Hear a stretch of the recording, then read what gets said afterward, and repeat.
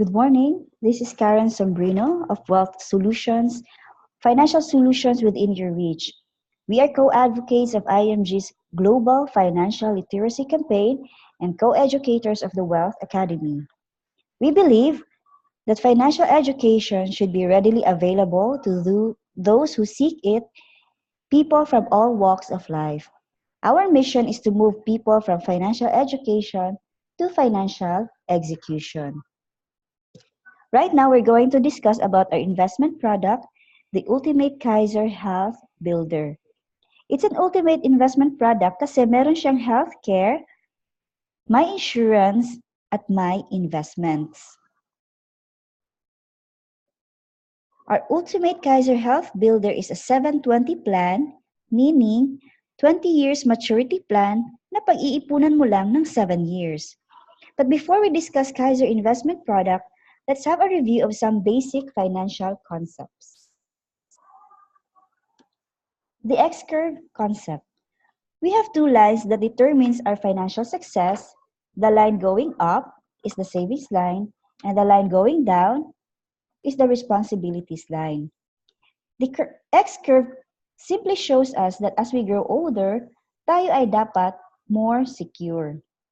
At our younger self, especially if kakaumpisa pa lang sa career, or kakaumpisa ng pamilya, or breadwinner ng pamilya, meron po tayong high responsibilities. Example, kailangan natin mag-provide ng food, shelter, clothing, bills to pay, mga utang na babayaran. Dahil dito, we work for the money to fund our needs. Kadalasan, active income, meaning no work, no pay. So it is just a temporary income funding for our permanent needs. We are less secure. Paano kung may mangyari sa'yo as breadwinner? Who will take care of your family? Sa pagdaan ng panahon at sa lahat ng pagsisikap at our older self, supposedly, we will have less responsibilities para makapag-enjoy na rin tayo sa retirement years natin. Dapat din sa lahat ng pagsisikap natin ay nakapag-ipon na rin tayo ng passive income o yung income na tinatawag na living on interest. Kasi yung passive income ay permanent income na pwedeng mag-fund sa permanent needs natin. Kung nagawa natin ito, we are more secure. Pero may tanong pa rin tayo. Who will take care of you during retirement years? Yung solution po natin is the solid financial foundation. Bakit po? Why do we need to build a solid financial foundation? Let's check some realities in life. For savings and investment, why invest and why long-term? Kasi pag nag-retire tayo, kailangan pa rin natin kumain. Kailangan pa rin natin magbihis. Kailangan pa rin natin ng matitirhan. At syempre, supposedly dapat nag-enjoy tayo sa retirement natin.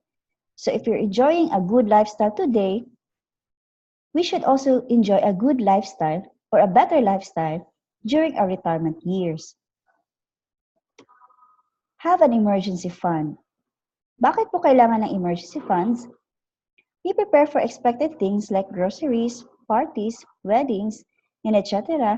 But how about the unexpected things like loss of job, extended hospitalization, typhoons, earthquakes, and etc.? Handa ba tayo? Manage debt and reduce liability. Get out of debt trap as fast as you can. Why?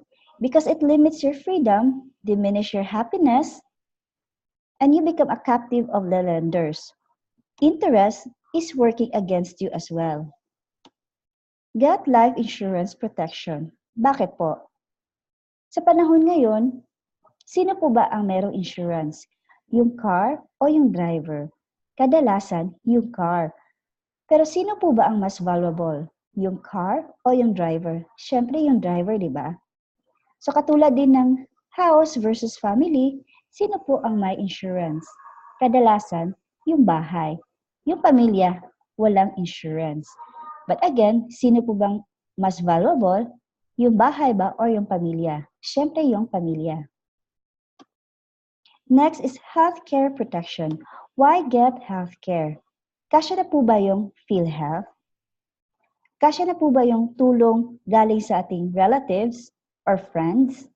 Kasya na po ba yung charity? Okay lang ba sa'yo living a life at the mercy of others? For example, nag-bill ka ng 100,000 and after PhilHealth, mga tulong from relatives and friends, and charity, meron pa ring 50,000 na balance. Tanong, how can you fund the difference? So supposedly, pag meron kang healthcare, yung healthcare mo ang babayad sa balance ng hospital bill mo. So our solutions for savings and investments, we have mutual funds, savings, stocks, trading, and etc. For emergency fund, we need to save at least 3 to 6 months of monthly income or monthly expenses. To manage debt or reduce liability, kailangan bayaran natin yung lahat ng bad debts. Live a simple lifestyle, have the right discipline, and check your cash flow and SALN regularly. SALN means Statement of Asset, Liabilities, and Net Worth. Life insurance protection, get life insurance, accident insurance, and all types of insurance na kailangan mo. Healthcare protection, get yourself healthcare, both short-term and long-term. If you can build a solid financial foundation, you will achieve financial freedom, which means peace of mind. And to build a solid financial foundation, we need to start from ground going up. What is a long-term healthcare? It's a healthcare designed for long-term medical needs, either after employment or retirement years. It allows a person to set aside money today while he has the capacity to pay and use the savings his plan has earned him by the time he needs medical attention when he is no longer employed or during retirement. It rewards a person a return of his investments as his retirement funds for staying healthy throughout the years. It gives financial independence for people at their old age. Why own long-term healthcare?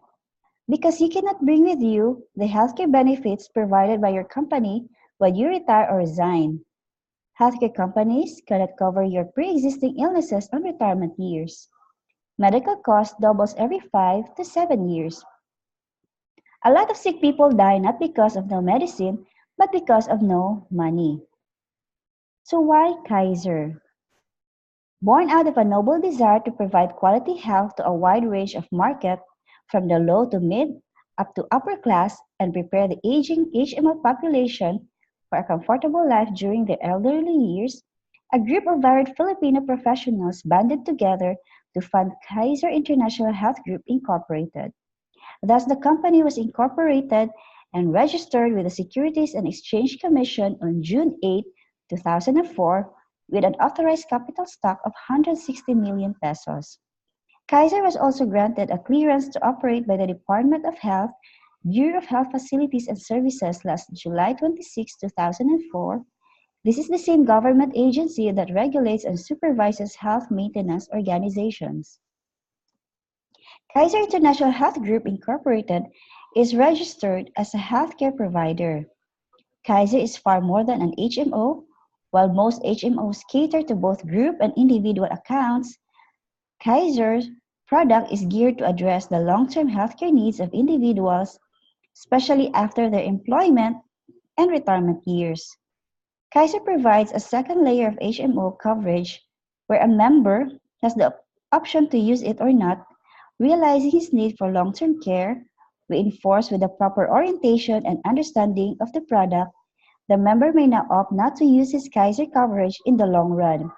He will be rewarded for staying healthy and is on his way to a more secure and comfortable elderly life.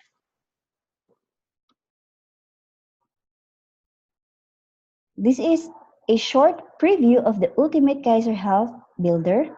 So, 20 years plan, 7 years paying period. To give you a complete financial plan, so ito po yung function ni Kaiser. What if I die too soon? Who will take care of your family? Yung solution is life insurance. What if I live too long? Yung solution is investment and long-term care. So we have three major financial needs. Investment, to generate continuing income for you when you retire. Life insurance, to protect your family if you die too soon. And healthcare, to provide you healthcare when you retire or stop working. Kaiser gives all the solution, investment, life insurance, healthcare, in one product. For example, we get a plan of K100 or 100,000.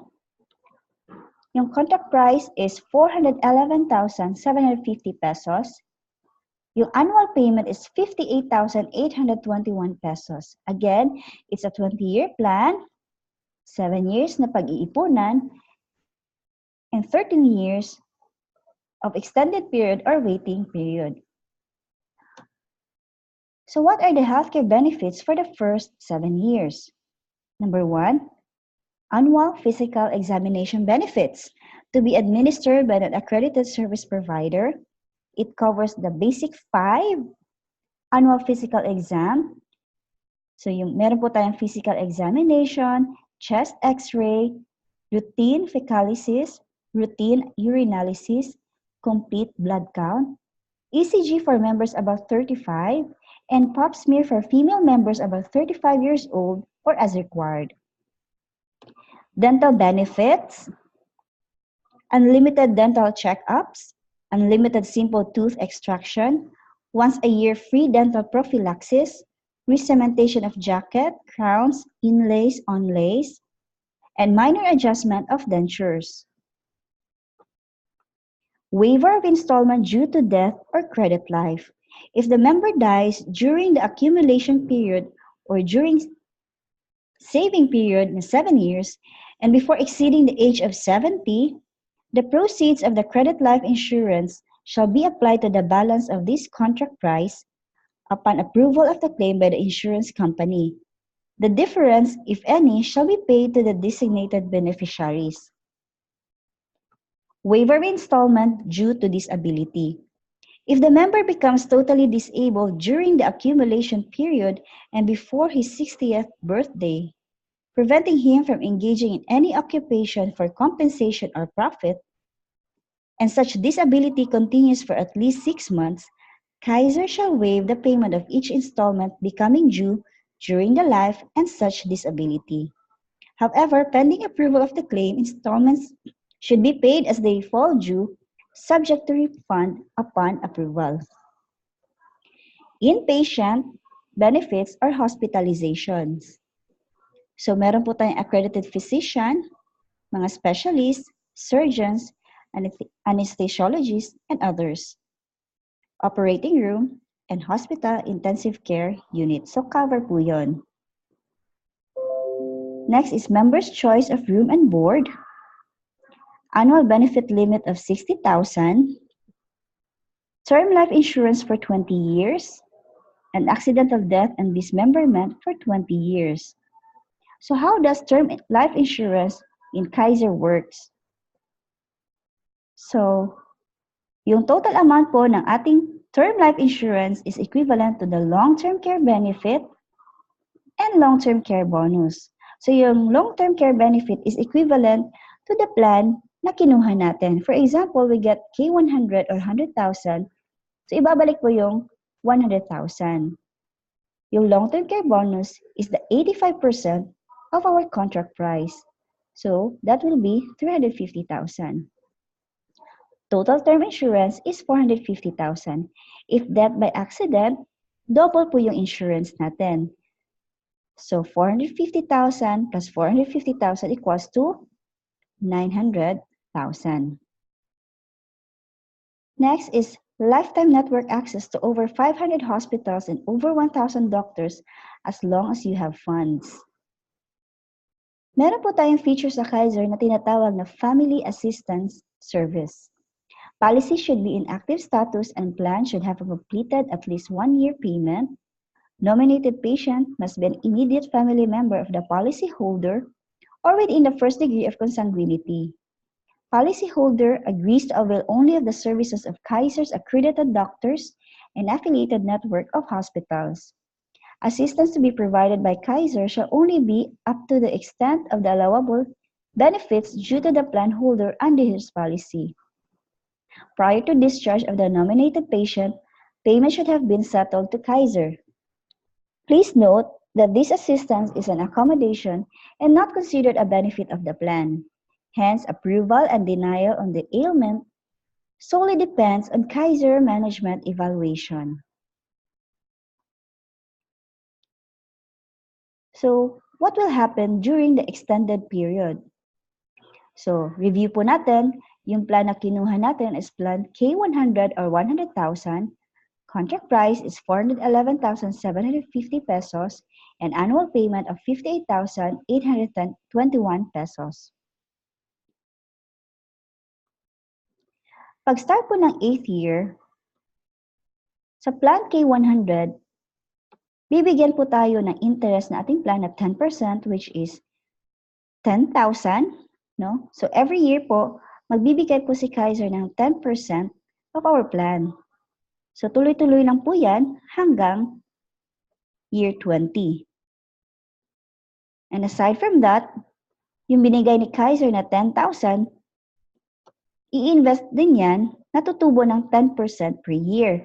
So kung makikita po natin sa first year or 8th year, 10,000. On the next year, it's 10,000 plus 11,000. And then on the 10th year, it's 10,000 plus yung tumubo sa previous year, no? So nagtotal po siya ng 33,100 pesos. Tapos tuloy-tuloy lang po yan. Pag year 20, it's 269,750 pesos. The next component is the yearly health bonus. Ito na component, nag-start po to siya nag-accumulate on the second year. So, on the 8th year, makikita po natin yung amount is 32,981. And on the 9th year, 11,793. On the 10th year, it's 12,100. So, ina-accumulate po yan with interest. So, makikita po natin yung values dyan. And then, tuloy-tuloy lang po yan. On year 20, it's 446,419 pesos. Long-term care benefit is given to us upon maturity. This is equivalent to the plan that you get. So, for plan K100 or 100,000, ibabalik po sa atin yung 100,000. Long-term care bonus given to us upon maturity if no claim during saving period.